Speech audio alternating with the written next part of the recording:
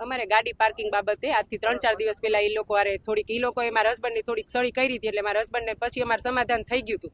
પછી સમાધાન કરવા ગયા ને ત્યારે એને મારી છેડતી કરી, તોય અમે સમાધાન એની યારે કરી લીધું હતું. પછી આજે સવારે અમે લોકો બધા બહાર હતા, મારા ભત્રીજાઓ ઘરે એકલા હતા અને એ 2 દિવસથી અમારા ઘર પાસે આટા મારતો હતો. આજ મારા હસબન્ડ એને પૂછવા ગયા કે ભાઈ મારા બહુ ઘરે એકલા હોય ત્યારે તમે અહીંયા કેમ જાઓ છો, તમારે શું કામ છે? તો સીધા એ લોકો એક યારે 15-20 જણા એની ઉપર તૂટી પડ્યા અને પછી એ લોકોએ આકાશમાં ફાયરિંગ કર્યું. મારા ઘરવાળા ભાગી ગયા ને તો હવે શું તમારી માંગણી છે? એક જ કે એ લોકોને સખત સજા મળે. અમારા 2 ઘર ત્યાં અમૃત રેસિડેન્સીમાં છે, તો અમારા આજીવન તો એનાથી બીબીને તો રહેવાશે નહીં.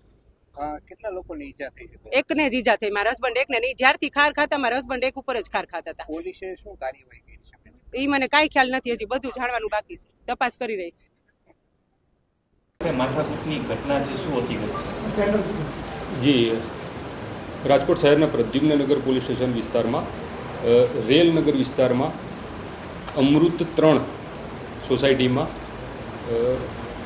સંજયભાઈ રાઠોડ અને જીતુભાઈ ગોવિંદભાઈ ચાવડા 2 પરિવાર વચ્ચે મારામારીની ઘટના સામે આવી છે.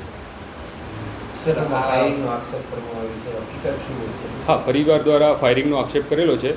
અત્યાર સુધી પોલીસે સ્થળની પણ વિઝિટ કરી છે અને પ્રાથમિક રીતે અત્યારે ફાયરિંગની કોઈ ઘટના થઈ હોય એવું પુષ્ટિ મળી નથી પ્રાથમિક રીતે. સર, માથાકૂટ થવાનું પ્રાથમિક કારણ કઈ સામે આવ્યું છે?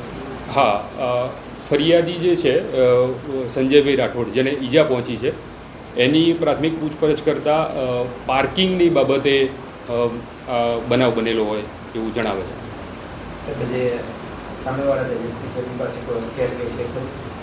અત્યાર સુધી પ્રાથમિક તપાસમાં નથી બહાર આવ્યું.